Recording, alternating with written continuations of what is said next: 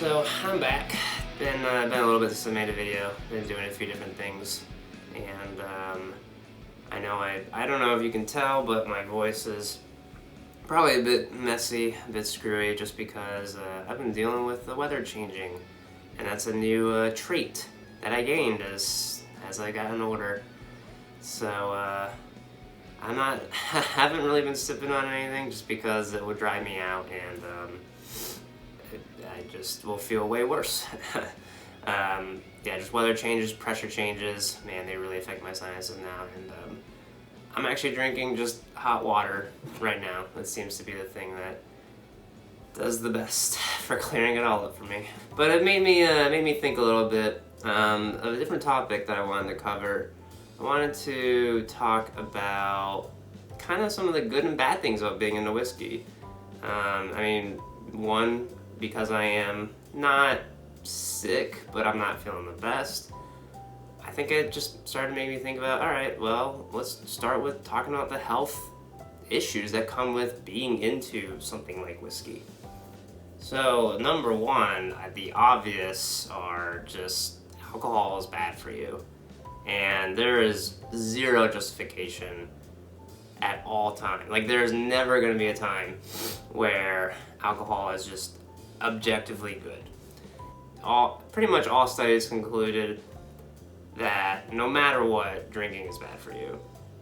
No matter what, the caloric intake, no matter what, just alcohol affecting yourself mentally and physically is just never good. And so I think this is like the big one that's been relatively recently starting to actually become more of a prominent forefront issue. And I'm just being very generalized. I'm not talking about even abusing alcohol right now. And obviously that is a huge problem and a massive no-no if you are into this hobby. And it can get hard. I mean, I really mean that, because if you enjoy it so much, sometimes it can be hard to be like, no, I really shouldn't have a drink, because it does just taste that good. Sometimes it is nice to just, I would love whatever, I'm just like craving whatever flavor that you can get from the whiskey. Which is almost why, if there is a non-alcoholic alternative to whiskey that does taste as good, I actually think it would be pretty popular. But from what I understand and what I have seen from, I think it was Dan at the Whiskey Vault, this is years and years and years ago, he essentially said it's the actual chemical makeup that alcohol has when it holds onto the phenols, the flavors, and the oils in the distillate and the wood. That's what's actually kind of keeping everything together. So it's pretty much almost impossible to really replicate just a non-alcoholic whiskey. So there's just a lot to think about. I mean, being hungover is never good. Obviously, abusing it can actually creep up. It does creep up on people. In fact, when I was young, and actually this was during COVID, it kind of crept up on me. I did not have a very healthy relationship with alcohol. And I don't think anyone did, because it was COVID and everyone just went home and, oh, what do we do? Well, I guess we'll drink. There's a lot of people that were like that, and a lot of people, I think, continued to have that negative relationship with alcohol after COVID. And I know I did for maybe a year, and I don't know why exactly. I think I just got to a point where I was just, I need to make a change. And I did, and I actually, and this is the other thing I wanted to talk about with just being healthy, besides just being in a good mental mind state, but I just decided to make a change because I actually had gained quite a bit of weight, my COVID weight, but also probably, the drinking, eating. Even though I still was going to the gym, I wasn't taking it as seriously as I used to be. And over the next few months, I ended up losing around 15 pounds, and then I lost 30 pounds total. So I went from 180 to 150 just by kind of flipping a switch and being like, wow, I'm not happy with my relationship with alcohol. That's something I want to improve. Because even one beer can affect your sleep quality, and that's going to affect your whole next day. And that will, say, if you're going to the gym, like I always try to do, well, if you don't sleep as well and there's something that's affecting your body, then you're not going to be able to get as much out of your workout. So I think this is kind of the biggest, or just one of the biggest kind of bad things and things to watch out for in whiskey. And that's something that kind of goes hand in hand with that, you know, it's expensive and it is so much fun to just buy and try. Man, it really is addicting. So yeah, the cost of it can be a huge problem, because even if you're not addicted to, like we were just talking about addiction with alcohol, I mean, and then it can be addicting to just trying and buying, like, oh, we got a new bottle, and you just want to get home and you just want to crack it. It's so much fun to explore whiskey over, you know, the next few days. And, you know, if you have other people to drink it with, doing that too. So, yeah, it can take a toll on your wallet. I mean, every once in a while I count the amount of dollars that are in my cabinet. Man, it is, it's bad. Like, and I really mean that. It's bad. It's really, really bad how much money I've spent over the years. And the thing is, this is just the bottles I currently have, not the bottles over the years that I've drank through. And then think about all the pours that I've gotten at bars and ways that I've tried, you know, especially overpaying for pours. I knew I'd overpay for it, but it was something I just wanted to try. And I will say there are a lot of things I do in whiskey that do keep it as cheap as possible. However, like, now that I'm not in college and I do get a paycheck, it definitely makes it easier to blow money. But it's just another really big thing to watch out for. And then even just the number of bottles after you spend all that money, then you gotta find space for it. You know, just in my apartment, I've kind of been struggling. It's actually the biggest motivator for having me stop buying bottles, which is actually a good thing. It's kind of nice.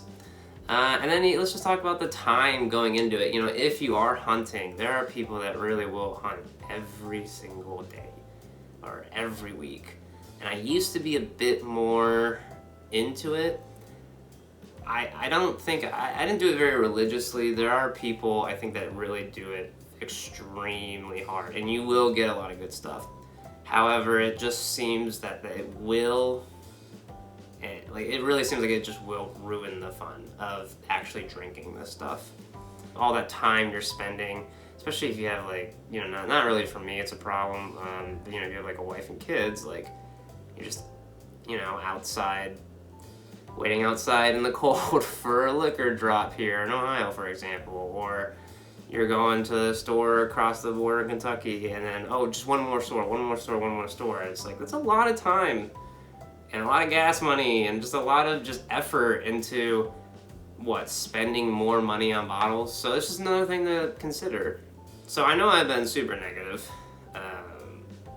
which is not fun, but it's what gets views on YouTube, so there we are. And I think it's time to talk about the good that comes from whiskey. And I've talked about this before with some of the reviews on here. You know, the memories you're gonna make, the people you're gonna meet. I think that's what really, really makes it, and that's why people like it so much.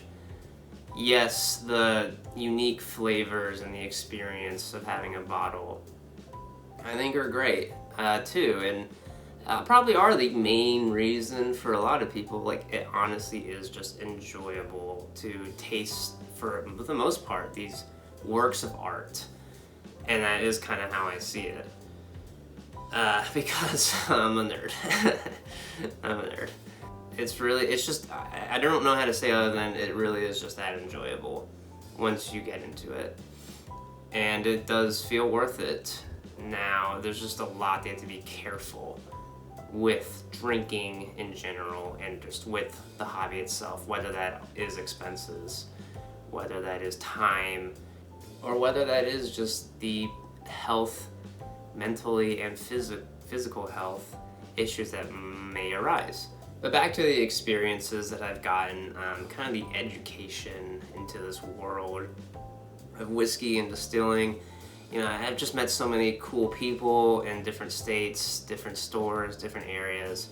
And it does bring people together, because if you do have, it really is, if you just have a bunch of nerds that love this hobby, it's something that you really can cherish together.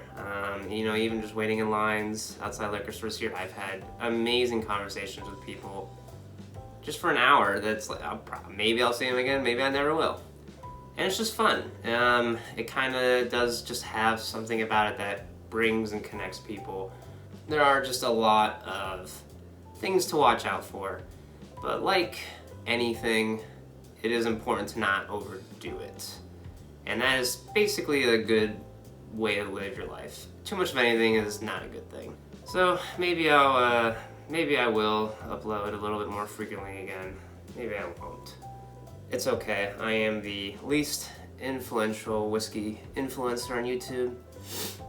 I got the sniffles. Don't like, don't subscribe. Have a good day. It's amateur hour over here. I just finished the video and was about to begin editing and realized I did not do anything with an artist.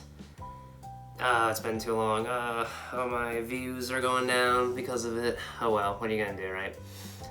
Okay, so I think I'm gonna do Greeley Estates, because I kinda have been getting more into the intense screamo, but I like them because they're more metalcore.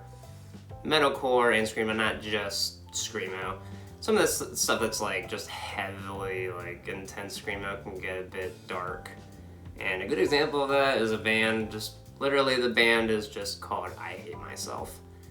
And I don't like shit like that.